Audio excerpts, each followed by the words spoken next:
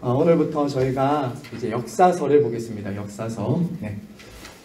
여러분 역사서는 어디서부터 어디까지인지 혹시 아십니까? 역사서는 역사서는 바로 역사서는 여호수아부터 에스더까지의 역사를 기록한 책들이 바로 역사서입니다. 오늘은 아마 역사서 전체 서론과 여호수아 서론 혹은 1장까지 갈 수 있으면 1장까지 한번 보도록 하겠습니다. 네, 첫 번째는 여러분 우리가 역사라고 할 때 있지 않습니까?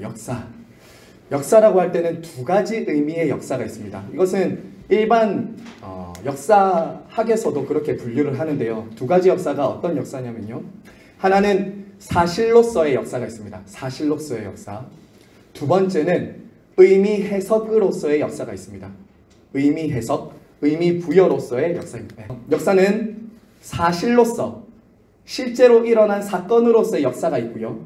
그런데 그 역사에 의미를 부여하고 해석해낸 의미 해석으로서의 역사, 이 두 가지가 역사의 두 의미입니다.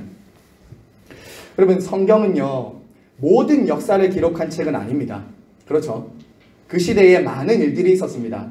하지만 하나님의 성경을 기록하실 때는 어떤 관점을 중심으로 기록하셨냐면 구원 역사를 중심으로 기록하셨죠.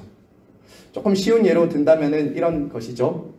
여러분 축구 경기를 할 때 TV에서 이렇게 볼 때 주로 누구를 중심으로 포커스를 맞춰서 카메라가 돌아갑니까?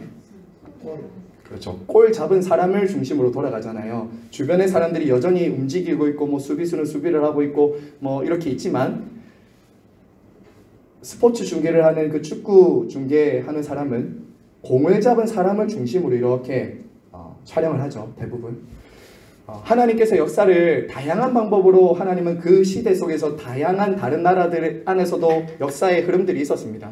근데 성경은 역사책이 아니죠. 하나님의 구원 역사를 기록한 책이 바로 성경입니다. 그래서 하나님은 이 성경 속에 역사서를 두심으로 하나님의 구원 역사가 어떻게 이루어지는가를 보여주기 위해서 이 책을 기록하셨다는 거죠. 그리고 여기서 조금 더 좁은 의미로 보면 1번인 거예요. 그 구원 역사는 결국에 어떤 것이냐? 바로 하나님이 족장들을 통해서 약속하셨던 그 약속을 성취하신다. 궁극적으로는 예수 그리스도까지 이어지는 그 구원 역사를 하나님이 쓰신다라는 관점으로 역사서는 써져 있다는 거예요.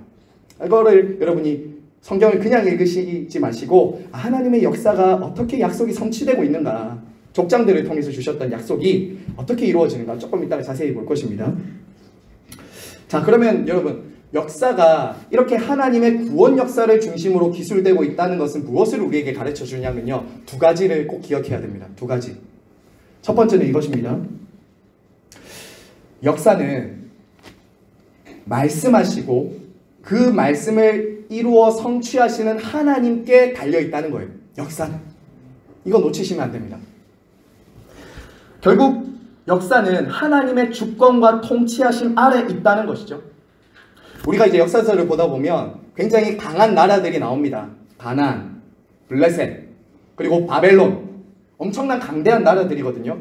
그런데 그 나라들의 흥망성쇠, 사람들이 볼 때는 그 시대의 역사의 흐름을 주관하고 있는 것은 바벨론 왕인 것 같이 보이고, 그리고 블레셋처럼 보이지만 하나님이 보셨을 때는 하나님의 주권하심 아래에 있다는 거예요. 이것은 우리들에게도 주시는 메시지가 분명하죠. 하나님의 백성들은 이 세상이 아무리 거대하게 보이더라도 하나님을 바라보며 살아야 된다는 거예요. 하나님의 약속과 말씀을 붙잡고 살아야 된다는 거예요. 바벨론이 아무리 크든 세상의 권세자들과 주권자들이 아무리 크게 우리를 엄습하든 하나님은 하나님의 백성들은 하나님의 약속과 말씀을 붙들고 살아야 된다는 거예요. 그리고 이 첫 번째를 하나만 더 생각을 해보면요. 하나님의 구원 역사가 하나님의 약속의 성취를 기준으로 이렇게 이어진다는 것은 우리에게 또 한 가지 무엇을 가르쳐 주냐면요. 여러분 인간들의 역사는 하나님의 약속을 신실하게 지키지 않는 역사입니다. 사실은. 이 역사서에도 보면은 끊임없이 불신앙과 불순종이 반복되는 역사예요. 실패의 역사라고요. 그런데 하나님이 결국에 약속을 성취하시는 역사로서 결론 지으심으로 하나님이 얼마나 약속에 신실하신가, 하나님은 우리에게 얼마나 약속에 신실한 분이신가, 이게 우리에게 소망을 주는 메시지다라는 겁니다. 여러분, 그래서 역사서를 읽으실 때 이런 관점을 꼭 가지고 읽으시기를 바랍니다. 자, 그러면 두 번째, 그 언약을 이루기 위해서 우리 같이 한번 읽어볼까요? 둘째, 시작. 그 언약을 이루기 위해서는 여호와께서 허락하신 땅에서 하나님의 말씀대로 살아야 한다. 자, 하나님과 언약을 맺은 하나님의 백성들은 어떻게 살아가야 되는가? 바로 그 땅에서 하나님의 말씀대로 살아야 된다는 거예요. 왜 이것이 중요하냐면요, 우리가 앞으로 보겠지만 이스라엘 백성들이 가나안을 정복하고 정착하는 그 모든 것은 단순히 지금 러시아와 우크라이나가 땅 따먹기 전쟁하는 그런 전쟁이 아닙니다. 하나님은 그 땅에 이스라엘 백성들을 가나안에 보내시는 명확한 이유가 있었어요. 그것은 그 우상화, 죄악화된 그 땅을 하나님 나라로 회복시키는 그 전쟁이었기 때문이에요. 그렇기 때문에 제일 중요한 게 무엇일까요? 그들의 군사력이 아닙니다. 그들의 사람의 수가 많은 것도 아닙니다. 결국 하나님의 말씀에 온전한 순종이 그 땅을 하나님 나라로 세우는 가장 핵심되는 것이었기 때문에, 여러분이 앞으로 이 역사서를 읽다 보면 하나님의 말씀이 기준이 되어서 심판이 명해지기도 하고, 하나님의 말씀이 기준이 되어서 나라에 그런 흥하게 되는 일들도 일어난다는 것을 보게 됩니다. 네, 그리고 세 번째는 이것입니다. 자, 그리고 두 번째 조금만 더 설명해 볼게요.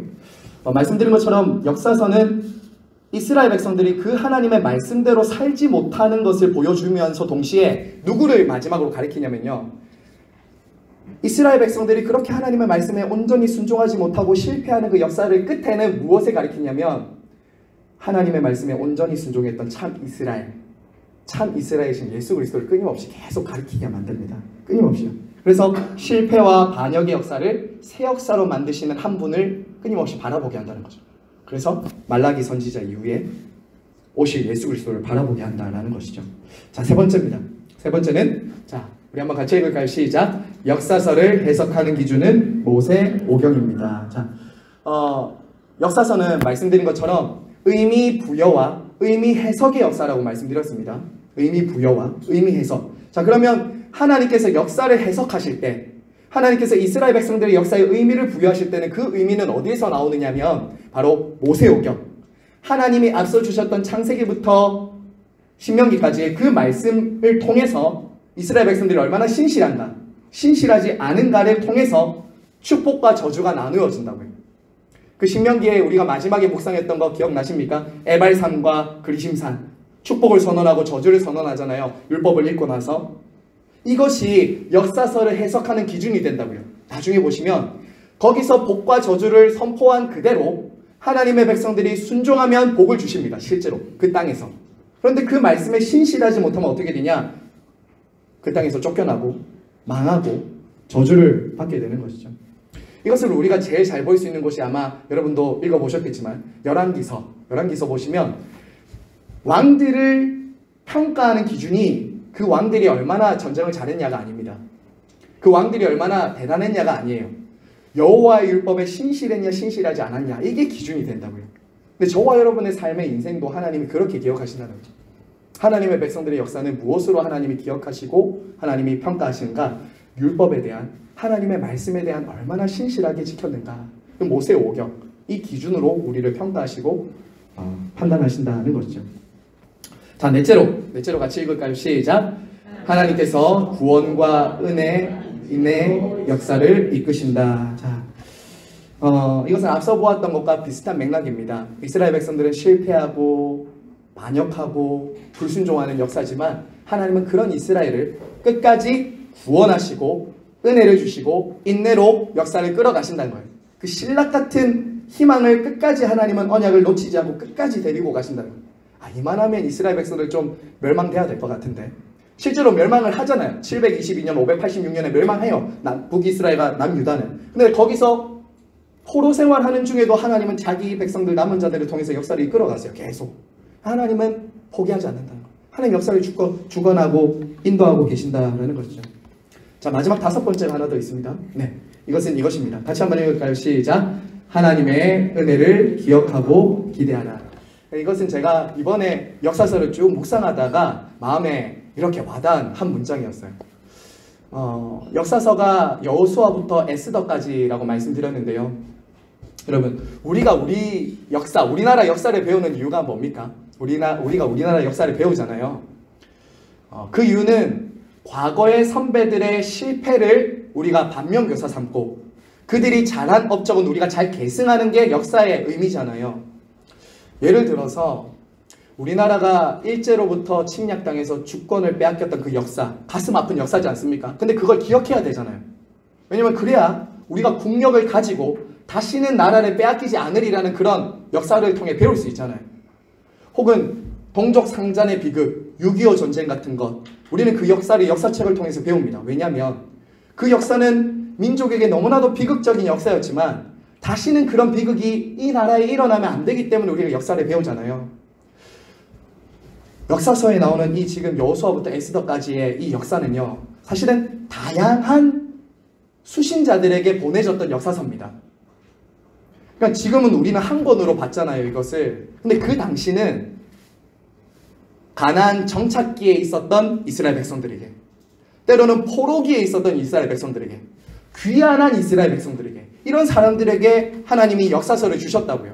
그럼 이 역사서를 주신 이유가 뭘까요? 그 당시 서술한 게 아닙니다. 이 여호수아든 뒤에 이어 나오는 사사기나 이런 것들은 나중에 그 역사를 하나님의 성령의 감동을 하심을 받은 기자들이 써서 후대에 준 것이죠. 이 역사를 기억하라고. 자, 그런데 이것을 기억하는 이유가 뭐냐면 이것입니다. 지난날 하나님께서 너희를 위해서 얼마나 어떤 일을 하셨는지를 기억하고, 이 첫 번째, 기억하고 앞으로 하실 일을 기대하라는 거예요. 이게 역사서의 제일 중요한 의미입니다. 제일 중요한 의미입니다. 여러분, 하나님께서 이스라엘에게 얼마나 신실하셨습니까? 그 하나님의 구원 역사를 기억하고 앞으로 하실 일을 기대하라는 거예요. 기대하라는 거예요. 여러분, 이것은 새해를 시작하며 역사서를 공부하는 저와 여러분에게도 의미가 있다고 저는 생각합니다. 새해를 시작하면서 역사서를 시작하는데요. 제가 지난 송구영신 예배 때 여호수아 1장을 함께 나누었습니다. 그렇죠. 그때 저는 우리 교회 역사를 함께 잠시 나누었습니다. 기억나시죠? 하나님께서 저희 시냇가에 심은 교회 12년의 역사를 어떻게 인도해 오셨는가 우리가 기억하자라고 제가 말씀을 드렸습니다. 크게 3세대가 지나왔습니다. 그렇죠. 크게 3세대가 지나왔어요. 여기까지 오게 된 것이 하나님의 은혜입니다. 믿으십니까? 여기까지 온 것이 하나님의 은혜예요. 12년 동안 온 것이 정말 하나님의 기적 같은 은혜로 저희들이 이곳까지 온 것입니다. 개척해서 이 예배당에 와서 지금까지 정착하고 있는 것 다 하나님의 은혜입니다. 그런데 그 은혜, 받은 은혜를 기억하고 머무는 것에서 끝나는 것이 아니라 이제 어떻게 해야 되냐면 그 은혜를 가지고 하나님이 앞으로 새 일을 행하실 것을 기대하는 것이죠. 약속의 땅, 가나안으로 가는 것을 하나님이 약속하신 그 땅을 가도록 우리는 이제 내다보고 함께 가야 되는 것입니다. 개인도 마찬가지입니다. 저와 여러분의 삶에 예수님을 영접하고 믿은 이후부터 저와 여러분의 역사는 새로 써지죠. 저와 여러분의 역사는 더 이상 내가 스스로가 써내려가는 역사가 아닙니다. 하나님이 우리의 삶의 백지에, 우리의 삶의 보잘것없는 내 삶에 하나님이 써내려가는 은혜의 역사가 시작되는 것이죠. 그 전까지는 인간의 역사예요. 그 전까지는 죄악된 역사였어요. 근데 그 역사가 하나님의 손에 딱 붙잡히니까 은혜의 역사가 되는 것이죠. 그리고 거기서만 머무는 것이 아니라 어디로 가야 되냐? 하나님이 나를 통해 하실 그 일을 향해서 나아가는 것이죠.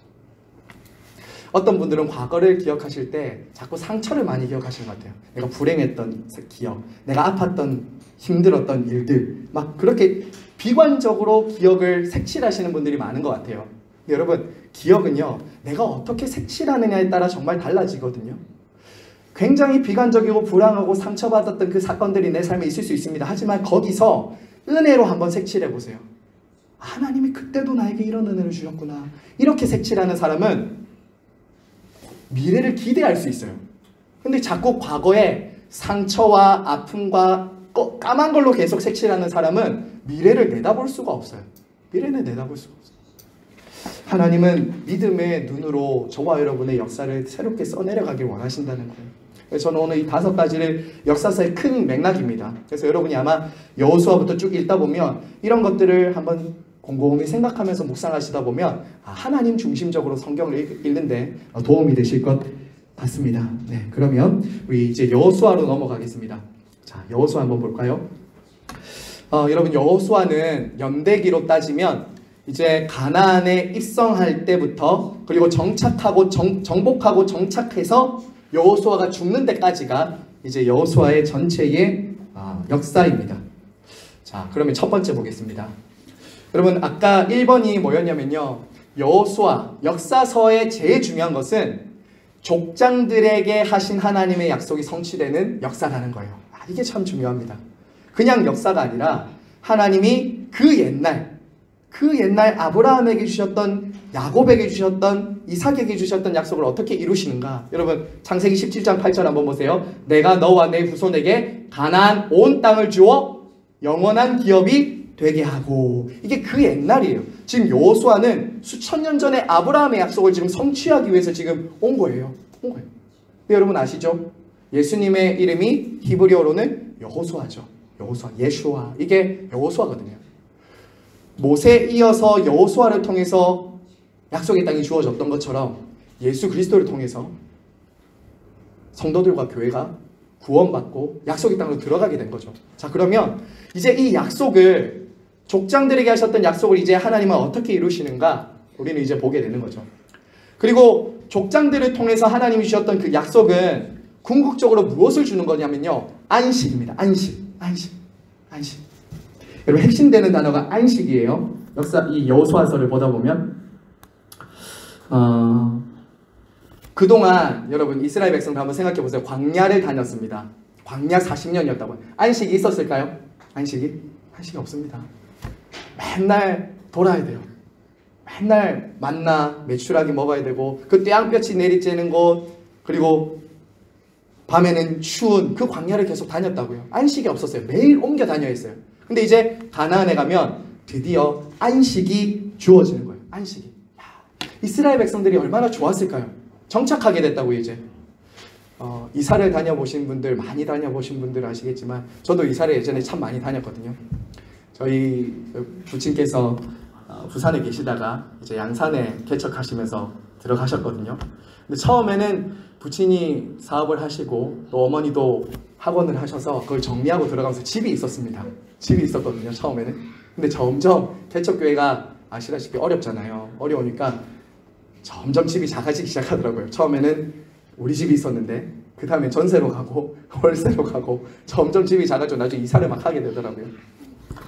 그리고 이사를 많이 다녀보면 참 그 만기일이 다가오면 막 사람 불안하고 그렇잖아요. 제가 왜 갑자기 이 말씀 드리냐면 이스라엘 백성들은 드디어 안식하게 되었다고요. 그 땅에 들어가 우리 땅이 생겼다고요. 그들은 한 번도 자기 땅이라는 개념이 없었어요. 애굽에서도 타향살이였습니다. 광야에서는 떠돌아다녔습니다. 이제 가나안에는 우리 땅이 생긴 거예요. 우리나라. 자, 그런데 여기서 이 안식은 두 가지 이중적인 의미가 있습니다. 이중적인 의미. 첫 번째는요, 하나님께서 이스라엘 백성들을 위해서 안식을 주신 것이고요. 두 번째는 그 안식을 누리는 이스라엘 백성들을 통해서 죄악된 그 땅에 안식을 주시는 거예요. 죄악된 그 땅에. 이게 굉장히 중요합니다. 이스라엘 백성들이 가나안을 정복하는 전쟁은 자신들이 누리게 될 안식을 위한 전쟁이기도 했지만 바알과 아세라와 죄악화된 그 땅에 안식이 없는 거예요. 사람들이. 죄악으로 인해서 사람들 안에 안식이 없는 거예요. 그 땅에 안식을 주기 위해 침투하는 거예요. 여러분, 그런데 그거 아시죠? 우리 예수님이 이 땅에 오신 이유가 무엇이었습니까? 안식을 주기 위해서요. 샬롬. 우리 예수님이 이렇게 말씀하셨잖아요. 수고하고 무거운 짐진 자들아 다 내게로 오라. 내가 너희를 쉬게 하리라. 안식하게 하리라 해요. 우리 예수님이 저와 여러분에게 안식을 주기 위해 오셨다고요. 그래서 성도들은 항상 안식을 누리고 계셔야 됩니다. 내가 안식을 못 누리는데 다른 사람, 세상에 안식을 줄 수가 없지요. 그렇죠. 그래서 성도들은 첫 번째로 예수 그리스도를 통한 나에게 주신 그 안식을 누리셔야 돼요. 불안하고 두렵고 염려하고 그렇게 사는 게 아니라 하나님이 나에게 주신 그 안식을 풍성히 누려야 돼요. 그걸 누릴 때 내가 속한 곳에 안식을 흘려보낼 수 있어요. 이게 핵심입니다. 저와 여러분의 존재 목적, 교회의 존재 목적은 이 땅에 안식을 주기 위함이에요. 쉼이 없잖아요. 사람들이 아무리 좋은 곳에 캠핑 가고 아무리 좋은 걸 먹고 마셔도 하나님과의 관계가 회복되지 않는 데서는 안식이 없단 말이죠. 그래서 우리 성도들은 첫 번째 이것입니다. 내가 먼저 안식 누리셔야 돼요. 하나님 나에게 주신 그 관계 속에서 주어지는 안식. 그리고 두 번째는 그 안식을 믿지 않는 세상 속에서 가나안 같은 곳에서 누리도록 흘려보내는 안식이 되어야 된다는 것입니다. 자, 그 사명을 저와 여러분이 받았다는 거 기억하시기 바랍니다. 자, 넘어가겠습니다. 여러분 여호수아서를 포함해서 이 역사서를 보시면요, 크게 4기로 이어집니다. 4가지 세대가 지나가요. 자, 그런데 첫 번째 기수는 그래도 여호수아와 함께했던 이스라엘 백성들의 신실함을 유지합니다. 그 세대와 출애굽 1세대들이 멸망한 것을 보고 여호수아가 살아있는 날 동안에는 1세대는 굉장히 신실했어요. 근데 2세대부터 어떻게 되냐면요, 사사기 시대 여러분 아시죠? 이스라엘 백성들이 여호와를 모르는 시대가 일어납니다. 그렇게 하자 신실할 때도 있었지만 패역할 때도 일어나는 거예요. 이게 악순환의 반복이라고 제가 말씀드렸죠. 악순환의 역사. 그리고 왕정시대도 뭐 이런 신실과 패역이 계속 공존하는 시대, 포로 이후에도 신실과 패역이 공존하는 이런 시대를 살아가게 되는 거죠. 결국에 뭐냐? 온전한 안식을 누리지는 못했다는 거예요. 이스라엘 백성들도 그 땅에서. 자, 다음으로 넘어갑니다. 자, 그러면 질문이 하나 하면서 시작해 보겠습니다. 질문을. 여러분, 하나님께서 여호수아에게 그 땅에 있는 모든 것들을 진멸하라고 하셨어요. 진멸. 자, 제가 예전에 이 성경 공부를 진행할 때 한 성도님이 이런 질문을 하시더라고요. 목사님, 왜 하나님은 잘 살고 있는 그 가나안 사람들을 쫓아내시고 왜 그들을 잔혹한 방법으로 어린아이까지 다 죽이라고 했거든요. 그리고 짐승까지 다 죽이라고 했단 말이죠. 그걸 보고는 어떤 한 성도님이 저한테 그런 질문을 하시는 거예요. 목사님, 너무 하나님은 잔인한 폭군처럼 느껴지는데요. 이렇게 질문하시는 분이 계셨어요. 실제로. 왜 그렇게까지 꼭 가난한 사람들 다 죽여야 되나? 너무한 거 아닌가? 자, 그런데 우리는 답을 알죠. 자, 답은 이거라고 했습니다. 그리고 이 답은 레위기와 신명기에 이미 저희가 배웠었습니다. 이 답에 대해서는. 이스라엘은, 제가 거듭 반복하지만 이스라엘이 정복하는 그 전쟁은 단순히 땅 따먹기 전쟁이 아니었다고요. 단순히 자기들 영토 넓히는 전쟁이 아니었어요. 죄와 우상숭배로 더럽혀진 그 땅에 하나님 나라가 회복하도록 하는 전쟁이었기 때문에 그들은 철저하게 진멸해야 됐던 거예요. 진멸하지 못했을 때 어떤 일이 일어납니까? 그 우상이 이스라엘에게 들어오는 거예요. 그러자 이스라엘이 다시 우상화되는 거죠. 세속화되는 거예요. 그렇기 때문에 철저하게 하나님은 전멸시키라라고 하셨던 것이죠. 이스라엘을 통해 하나님의 복을 이방에 전하기 위해서, 그 땅에, 가나안 땅에 전하기 위해서. 근데 하나님은 감사하게도 우리가 조금 있다가 보겠지만 항복하면 살 수 있는 길도 주셨어요. 항복하면. 그 대표적인 한 여자가 있죠. 한 대표적인 여자가 한 명 있지 않습니까? 여리고의 라합이죠. 라합이 항복했잖아요. 그러자 라합과 그 가족들은 살았어요. 하지만 항복하지 않은 다른 모든 이들은 죽었죠. 다 멸망당하고 말았던 것을 보게 됩니다. 그래서 여러분, 앞으로 이 여호수아를 읽다 보면요, 항복하고 하나님의 왕되심을 인정하는 사람들은 삽니다. 그런데 하나님의 왕되심을 인정하지 않고 거스르는 이들은 하나님 앞에 다 멸망합니다. 그 역사가 나온다고요. 여러분, 이것을 우리가 한번 생각할 때 우리는 예수님의 메시지도 한번 생각해 보세요. 예수님의 메시지. 제가 지금 그리스도 중심적인 성경 읽기와 함께 좀 이렇게 좀 적용을 해드리면서 말씀을 드리는 것입니다. 여러분, 우리 예수님이 첫 번째 하셨던 설교 무엇이었죠? 예수님이 첫 번째 하셨던 설교, 회개하라, 천국이 가까이 왔다. 여러분, 이게 무슨 말씀입니까? 회개하면 산다는 거잖아요. 항복하면 산다는 거잖아요. 그런데 항복하지 않으면 멸망받는 거죠. 심판받는 거죠. 예수 그리스도께서는 이 땅에 죄로 인해 타락한 인생들에게 안식을 주기 위해 오셨죠. 안식을 주기 위해 오셨습니다. 안식을 잃어버린 이들에게 죄와 사망의 문제를 해결하기 위해서 예수님은 오셨어요. 그러면 그 죄와 사망의 문제를 해결받기 위해서 뭘 해야 된다고요? 회개하는 거죠. 회개는 하나님께 항복하는 겁니다. 항복하는 거예요. 저는 주인이 아닙니다. 저는 왕이 아닙니다. 하고 항복하는 겁니다. 그 사람 마음에 하나님 나라가 임하는 것이죠. 그 사람 마음에 하나님 나라가 임하는 거예요. 바로 그 가장 좋은 예를 보여준 여자가 라합이라는 거예요. 라합. 이스라엘의 왕이 가나안을 정복할 것을 믿고 고백해서 구원받은 여인이 되었던 것을 우리는 보게 되는 것입니다. 이것이 기준이 된다는 거예요. 앞으로도 기준이 됩니다. 자, 넘어가겠습니다. 여러분, 그러면 가나안 땅이 도대체 얼마나 더러운 땅이길래, 하나님 보셨을 때 도대체 얼마나 토하고 싶은 땅이었거든요. 그 땅은. 여러분, 하나님께서 모세에게 가나안 땅을 약속하시면서 이렇게 말씀하시잖아요. 그 땅에 죄악이 차기까지 기다리시잖아요. 근데 도대체 그 땅이 얼마나 죄악이 반영했길래 하나님은 그 땅에 죄악이 차기까지 기다리셨을까? 몇 가지 대표적인 것 제가 몇 개 가지고 왔거든요. 첫 번째는 뭐가 있었냐면요, 성적인 문란입니다. 여러분, 여기서 나오는 지금 레위기 18장에 나오는 이제 가나안에 들어가게 될 이스라엘 백성들에게 법을 주시는 장면이잖아요. 근데 여러분, 여기 18장에 나오는 거 사실 입에 담기도 어려운, 너무나도 악한 근친상간의 그런 죄가 지금 여기 나오는 거거든요. 왜 하나님은 이 지금 근친상간이 끔찍한 성적인 문란함을 이스라엘 백성들에게 말하는 것일까요? 이유는 간단해요. 가나안에서 그게 성행하고 있었거든요. 이미 가나안, 그들이 들어갈 가나안은 이런 근친상간의 문화가 있었던 거예요. 게다가 또 뭐가 있었습니까? 18장 22절에 보면 동성애에 대해서도 나옵니다. 그리고 나중에는 짐승과 성관계를 한 이런 더럽고 악한 일이 어디서 일어나고 있었냐면 가나안 땅에서 이미 일어나고 있었던 일이라는 거예요. 타락한 이 세상 문화 속에서 이루어지고 있었던 일이라서 하나님은 미리 경고하셨던 거예요. 이스라엘 백성들의 마음 가운데 율법을 주시면서 너희들은 그 땅에 가서는 이런 죄들을 지어서는 안 된다 라고 말씀하신 거죠. 말씀하신 거예요. 이게 너무나도 상식화되어 있고 그 땅의 문화가 되어 있는 곳에서 너희들만은 그렇게 살면 안 된다 라고 알려주시는 거죠.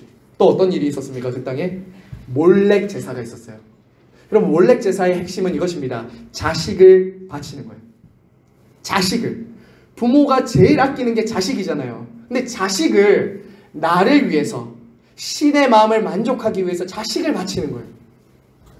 여러분, 고대 문서에 보면요, 이 지금 이런 그림과 함께 페니키아, 우가리, 블레셋, 아람 문서에 보면 몰렉이라는 신이 등장하는데요. 이 몰렉을 어떻게 하냐면 몰렉에게 아들을 잡아서 불태워 죽이는 거예요. 불태워 드리는 거예요. 그리고 여러분, 이게 실제로 솔로몬 시대에 도입이 됩니다. 이스라엘 백성들 안에. 이방 여자들 가운데 솔로몬이 취했던 여자들 중에는, 이방 여인 중에는 몰렉 신을 섬겼던 이들이 있었던 거예요. 그러니까 암몬 자손의 가증한 몰록을 위하여 예루살렘 앞에 산당을 지었어요. 솔로몬이 지어줬다고요. 그럼 거기서 뭐 했겠습니까? 자식들 바치는 거예요. 자식들을 죽이는 거예요. 자기가 살려고. 그리고 므낫세 왕 때에 제일 많이 행해집니다. 이 몰렉 제사가. 그러다가 요시야가 종교개혁을 일으키죠. 그래서 다 이제 무너뜨리는 게 우리는 그때 역사를 통해서 보게 됩니다. 그리고 또 어떤 일이 있었냐면요, 하나만 더 보죠. 바로 우리가 제일 잘 아는 바알 숭배. 가나안은 농경 문화였거든요. 이스라엘은 목축했던 목축 그 문화였잖아요. 근데 가나안에 딱 들어가니까 뭘 해야 되냐면 농사 지어야 되는 거예요. 근데 가나안은 여러분, 바벨론이나 애굽은 강을 끼고 있습니다. 바벨론은 유브라데스 강을 끼고 있고요. 애굽은, 이집트는 나일강을 끼고 있어요. 그러니까 거기는 막 물이 넘쳐나는 거예요. 그런데 여러분, 가나안 땅은 강이 없습니다. 그 요단강이 다예요. 근데 요단강이 막 나일강이나 유브라데스 강 같은 그런 강이 아닙니다. 그러니까 뭐만 의지해야 돼요? 하늘의 비만 의지해야 되는 거예요. 그러니까 그 당시 가나안 사람들은 여호와 하나님을 모르는 이들은 뭘 해야 될까요? 비가 안 오면 바알을 찾을 수밖에 없는 거죠. 그러니까 이스라엘 백성들이 그걸 보는 거예요. 야, 비 안 오면 저렇게 해야 되나 보다. 아, 비 안 오면 여호와 말고 저 바알도 좀 불러야 되나 보다. 그게 가나안에 성행하는 문화였으니까. 그럴싸하지 않겠습니까? 그래서 바알이 비를 내려서 풍성한 수확을 허락한다고 믿었던 거죠. 그러니까 바알을 숭배했던 거예요. 그리고 여러분, 이 바알 숭배는 사람들이 왜 그렇게 끌렸는지 아십니까? 사람들에게 성적인 쾌락을 약속했거든요. 성적인 쾌락을. 이 바알과 아낫, 바알과 아스타로, 바알과 아세라는 이 남녀 신이거든요. 남편과 아내 신들이라고요. 근데 그 당시 뭐라고 이 사람들이 여기고 숭배했냐면, 이 두 신들이 성행위를 할 때 그것이 비로 내린다고 생각했어요.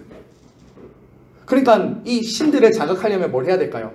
자기들도 신전 창기와 창기들을 동원해서 음란한 행위를 해야 신들이 감동한다고 생각했어요. 수천 명의 신전 창기들이 그곳에서 그 음란한 짓을 저질렀다고요. 여러분 생각해 보세요. 그러니까 이스라엘 백성들이 끌리는 거예요. 비도 내려준다고 하고 나의 성적인 쾌락도 만족시켜준다고 하고, 이게 다 여기 있는 거예요.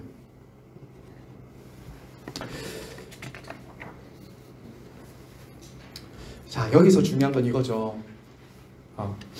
바알 숭배 구약의 예는 이런 르호보암과, 그리고 제일 극심했던 사람은 누구죠? 아합 왕과 이세벨 때 바알 숭배가 제일 성행했던 이 예가 있습니다. 자, 여기서 이제 이스라엘 백성들은 선택해야 됐던 거예요.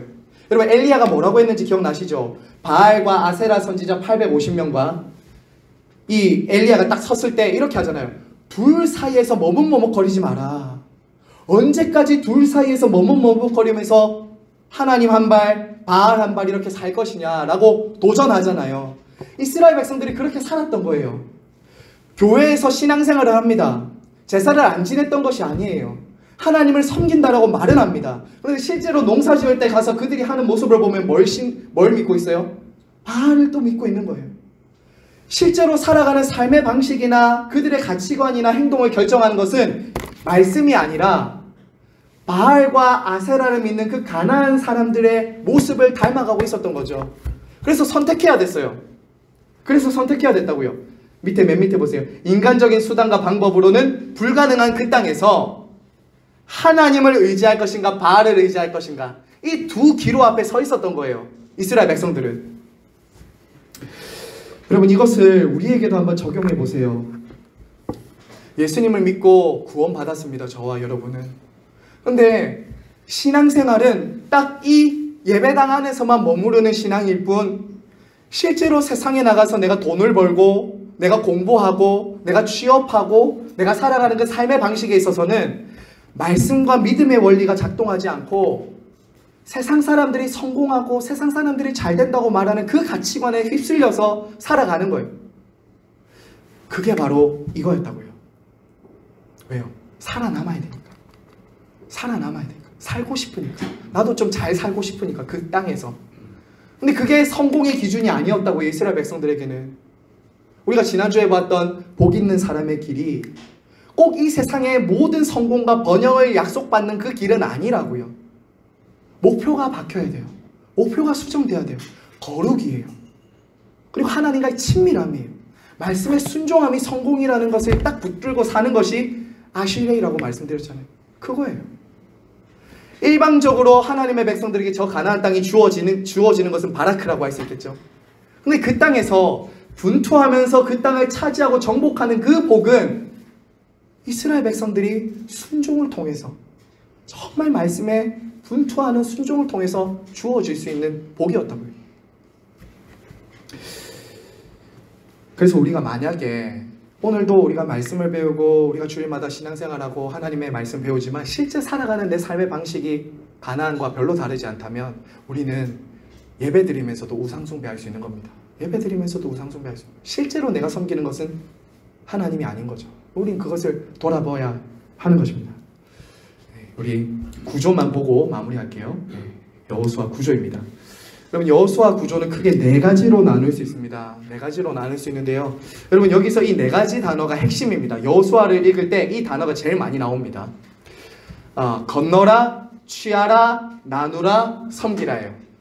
자, 그런데 제일 많이 나오는 분량이 어디인지 아십니까? 제일 많이 나오는 분량. 우리는 주로 정복을 많이 생각하거든요. 여호수아가 주로 보면 싸우잖아요. 근데 싸우는 게 여호수아의 핵심은 아닙니다. 싸우는 게 많이 나오지만 제일 많이 나오는 게 3번입니다. 분배예요. 나누는 거예요.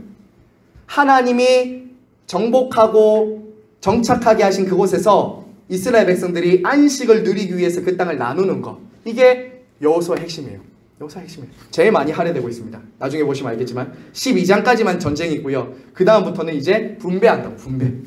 분배. 그리고 분배된 땅에서, 약속의 땅에서 이제 땅을 분배할 때 보면 언약 갱신을 합니다. 세겜에서 한 번, 그리고 길갈에서 한 번, 이렇게 하거든요. 이것은 무엇을 가르쳐주냐? 하나님 나라를 견고하게 하려는 준비인 거예요. 하나님과 다시 약속을 맺는 거예요. 내가 너희들을 이 땅을 주어 나는 너희의 하나님이 되고 너희는 내 백성이 될 거야 라는 이 약속을 2번 맺는 겁니다.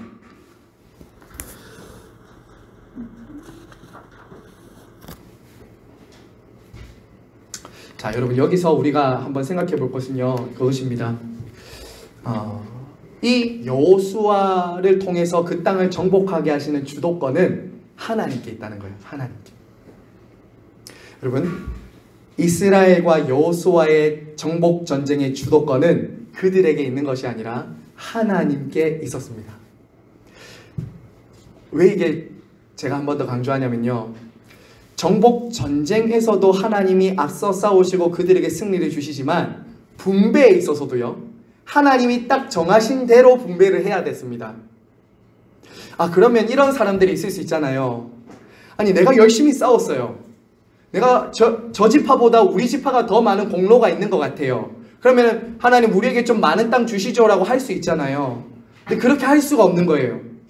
하나님이 어떤 인간의 공로나 노력이 가미되지 않고 내가 더 많은 것을 차지할 수 있다라고 주장하지 못하도록 하나님이 다 분배하세요.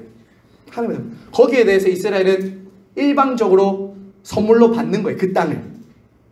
승리도 하나님이 주신 것이고 분배도 하나님이 하시겠다는 거예요.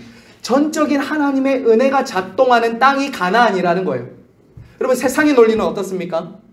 가나안의 논리는요, 내가 열심히 한 만큼 더 많이 한 사람이 더 많은 땅을 차지해야 되잖아요. 근데 하나님의 논리, 하나님 나라는 그런 분배 방식이 아니라고요.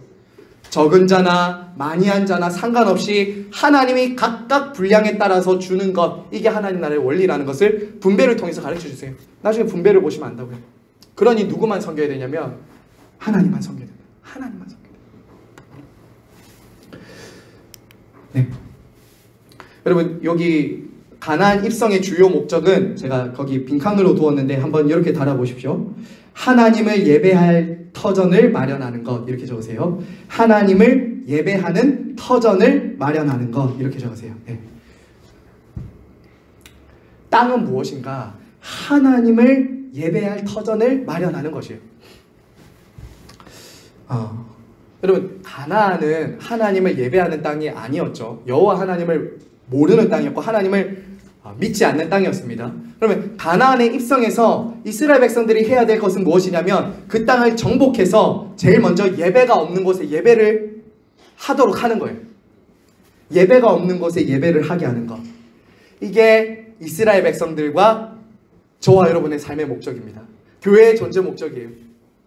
선교의 목적을 존 파이퍼 목사님은 이렇게 말했잖아요. 예배가 없는 곳에 예배를 하게 하는 것이 선교의 목적이다, 이렇게 했거든요. 여러분, 지난주에도 제가 말씀드렸는데요, 주일 오후에 예배에 대해서 말씀드렸는데, 여러분, 저와 여러분이 살아가는 이 세상은 하나님을 예배하든지 아니면 다른 것을 예배하는 세상입니다. 저와 여러분도 예수님을 믿기 전까지는 무언가를 예배했습니다. 사람일 수도 있고요, 돈일 수도 있고요, 무엇보다 자기 자신을 가장 소중하게 여기며 의지하며 살았습니다. 그러다가 예수님을 믿게 되고 진짜 예배해야 될 대상을 만나게 되잖아요.